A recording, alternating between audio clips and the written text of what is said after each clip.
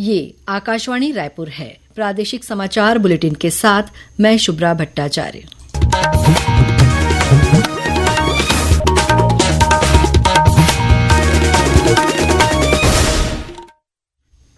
और अब पेश है आज के मुख्य समाचार। केंद्रीय मंत्रिमंडल ने पशुधन स्वास्थ्य और रोग नियंत्रण कार्यक्रम में संशोधन को मंजूरी दी। राज्य सरकार ने 5 IAS अधिकारियों के प्रभार में फेरबदल किया। दुर्ग और धमतरी जिले के कलेक्टर बदले गए। केंद्रीय राज्य मंत्री वी सोमन्ना ने कोंडागांव में अधिकारियों की बैठक लेकर आकांक्षी जिला कार्यक्रम की प्रगति की समीक्षा की। और छत्तीसगढ़ लोक सेवा आयोग ने स्टीम इंस्पेक्टर और सिविल जज परीक्षा कार्यक्रम की घोषणा की। अब समाचार विस्तार से। केंद्रीय मंत्रिमंडल ने पशुधन स्वास्थ्य और रोग नियंत्रण कार्यक्रम में संशोधन को मंजूरी दे दी है। आज नई दिल्ली में मीडिया को जानकारी देते हुए सूचना और प्रसारण मंत्री अश्विनी वैष्णव ने बताया कि सरकार ने पशुधन स्वास्थ्य और रोग निवारण के लिए 3,880 करोड़ रुपए की घोषणा की है। उन्होंने कहा कि जनों को दिए जाने वाले मुआवजे में करोड़ों रुपए का फर्जीवाड़ा हुआ है। उन्होंने आरोप लगाया कि राजस्व और स्वास्थ्य विभाग के अधिकारियों की मिलीभगत से करोड़ों रुपए का घोटाला हुआ है। जवाब में राजस्व मंत्री टंकराम वर्मा ने कहा कि शिकायत मिलने पर जांच और कार्रवाई की जाएगी।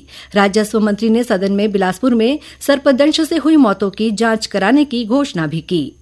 सदन में आज ध्यानाकर्षण के जरिए भाजपा विधायक अजय चंद्राकर ने सिकल सेल संस्थान में मरीजों के लिए इलाज की सुविधा नहीं होने का मामला उठाया। उन्होंने कहा कि प्रदेश में सिकल सेल बीमारी से 25 लाख लोग पीड़ित हैं और इसके लिए सिर्फ एक ही चिकित्सा संस्थान रायपुर में है, लेकिन वहां भी पर्याप्त विशेषज्ञ नहीं हैं। मरीजों को इलाज के लिए भटकना पड़ रहा है। इस पर स्वास्थ्य मंत्री श्याम बिहारी जायसवाल ने कहा कि राज्य के सरकारी अस्पतालों में सिकल सेल प्रबंधन सेल शुरू किया गया है। चिकित्सकों की नियुक्ति की कार्रवाई की जा रही है। उन्होंने बताया कि sickle cell centre of excellence में बोन मैरो ट्रांसप्लांट की व्यवस्था भी शुरू की जा रही है। राज्य सरकार ने 2 जिलों के कलेक्टर सहित भारतीय प्रशासनिक सेवा के 5 अधिकारियों के प्रभार में फेरबदल किया है। जारी आदेश के मुताबिक अभिजीत सिंह को दुर्ग जिले का कलेक्टर बनाया गया है। वहीं अविनाश मिश्रा को धमतरी जिले के कलेक्टर के रूप में पदस्थ किया गया है। इसके अलावा रेना जमील को लोक सेवा आयोग के सचिव का अतिरिक्त प्रभार सौंपा गया है। विश्वदीप को रायपुर नगर निगम के आयुक्त के साथ ही स्मार्ट सिटी के प्रबंध संचालक की अतिरिक्त जिम्मेदारी दी गई है। वहीं कुमार विश्वरंजन को रायपुर जिला पंचायत का मुख्य कार्यपालन अधिकारी बनाया गया है। केंद्रीय पंचायती राज राज्य मंत्री प्रोफेसर SP सिंह बघेल और स्वास्थ्य तथा परिवार कल्याण राज्य मंत्री अनुप्रिया पटेल ने आज नई दिल्ली में आयोजित एक राष्ट्रीय सम्मेलन में पंचायती राज मंत्रालय की आदर्श महिला अनुकूल ग्राम पंचायत पहल की शुरुआत की। ये पहल मंत्रालय के अंतर्राष्ट्रीय महिला दिवस समारोह का एक हिस्सा है। सरकार ने महिलाओं की भागीदारी बढ़ाने के उद्देश्य से इस पहल की शुरुआत की है। इसका उद्देश्य प्रत्येक जिले में कम से कम एक आदर्श महिला अनुकूल ग्राम पंचायत की स्थापना करना है। केंद्रीय रेल और जल शक्ति राज्य मंत्री वी सोमन्ना ने कोंडागांव में अधिकारियों की बैठक लेकर आकांक्षी जिला कार्यक्रम की प्रगति की समीक्षा की। इस दौरान केंद्रीय मंत्री ने शिक्षा, स्वास्थ्य, कृषि, महिला और बाल विकास, कौशल विकास सहित विभिन्न विभागों द्वारा संचालित योजनाओं के क्रियान्वयन की जानकारी ली। उन्होंने कहा कि कोंडागांव में आकांक्षी जिला कार्यक्रम के तहत सभी निर्धारित इंडिकेटर्स पर पूरी प्रतिबद्धता के साथ कार्य किया जाए। केंद्रीय मंत्री ने प्रधानमंत्री विश्वकर्मा योजना को जिले में लागू कर सभी जरूरतमंदों को लाभान्वित करने के निर्देश दिए। साथ ही लो वोल्टेज की समस्या का समाधान करने के लिए आवश्यक कार्यवाही करने को भी कहा। छत्तीसगढ़ लोक सेवा आयोग CGPSC ने स्टीम इंस्पेक्टर, वाष्प यंत्र निरीक्षक और सिविल जज परीक्षा कार्यक्रम की घोषणा कर दी है। स्टीम इंस्पेक्टर की परीक्षा 4 मई और सिविल जज की परीक्षा 28 मई को आयोजित की जाएगी। PSC के अनुसार वाष्प यंत्र निरीक्षक परीक्षा केवल रायपुर में आयोजित की जाएगी। वहीं सिविल जज परीक्षा के लिए रायपुर, बिलासपुर और दुर्ग भिलाई में परीक्षा केंद्र बनाए जाएंगे। दोनों परीक्षाओं के एडमिट कार्ड परीक्षा से 10 दिन पहले PSC की आधिकारिक वेबसाइट पर अपलोड किए जाएंगे। प्रादेशिक समाचार आप आकाशवाणी रायपुर से सुन रहे हैं।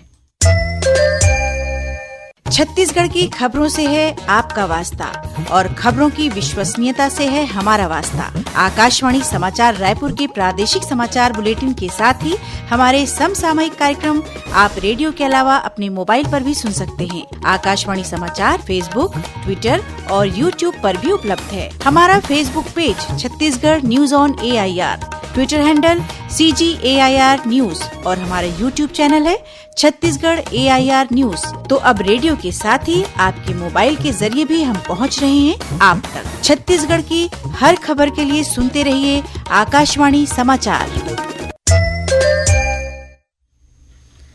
और अब आगे बढ़ते हैं बाकी के समाचारों की ओर।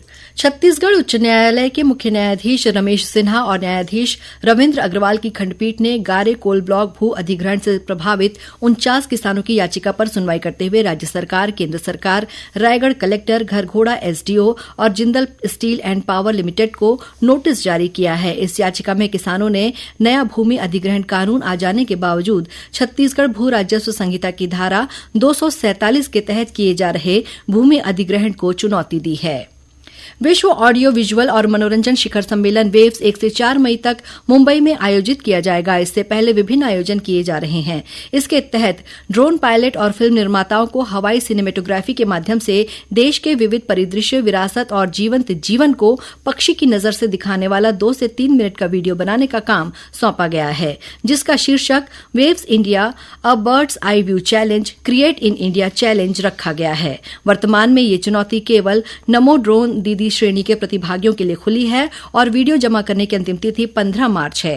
राजधानी रायपुर के साइंस कॉलेज मैदान में आयोजित 5 दिवसीय राज्य स्तरीय महिला मड़ई का कल महिला और बाल विकास मंत्री लक्ष्मी राजवाड़े ने शुभारंभ किया। इस दौरान श्रीमती राजवाड़े ने पद्मश्री जागेश्वर यादव का सम्मान किया। मड़ई मेले में सांस्कृतिक संध्या का भी आयोजन किया गया। इस मड़ई की थीम सशक्त महिला, समृद्ध महिला है। महिला मड़ई में लगाए गए स्टॉलों का अवलोकन दोपहर 12 बजे से रात 10 बजे तक किया जा सकता है।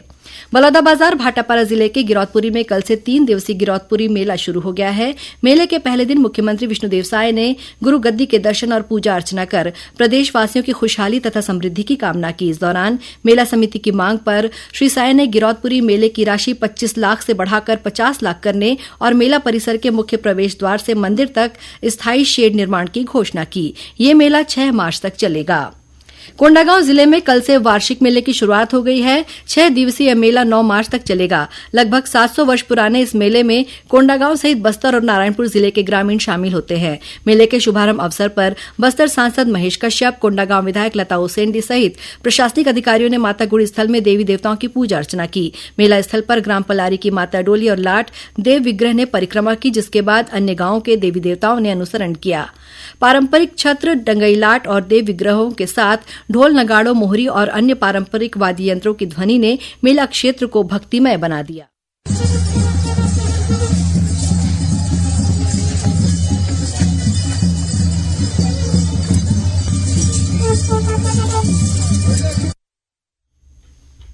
और अब पेश है मौसम का हाल। उत्तर से आ रही ठंडी हवाओं के कारण प्रदेश के न्यूनतम तापमान में मामूली गिरावट होने की संभावना है। मौसम विज्ञानी एचपी चंद्रा ने बताया कि पश्चिमी विक्षोभ का असर समाप्त हो गया है, जिसके कारण प्रदेशवासियों को गर्मी से कुछ राहत मिलेगी। पश्चिमी विक्षोभ का असर खत्म होने के कारण प्रदेश में न्यूनतम और अधिकतम तापमान में हल्की गिरावट आने की संभावना है। प्रदेश में अगले 24 घंटे में मौसम शुष्क रहने की संभावना है।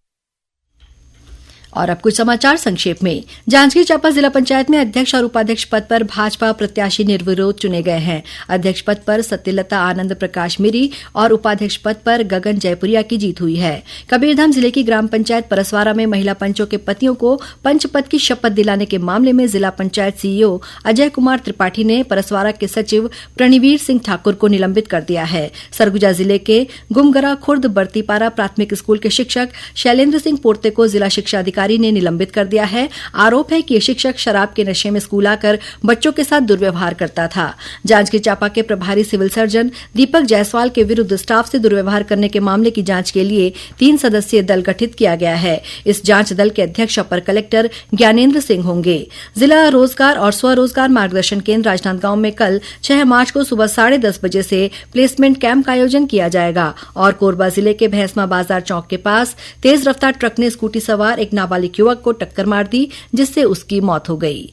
अंत में मुख्य समाचार एक बार फिर। केंद्रीय मंत्रिमंडल ने पशुधन स्वास्थ्य और रोग नियंत्रण कार्यक्रम में संशोधन को मंजूरी दी। राज्य सरकार ने 5 IAS अधिकारियों के प्रभार में फेरबदल किया। दुर्ग और धमतरी जिले के कलेक्टर बदले गए।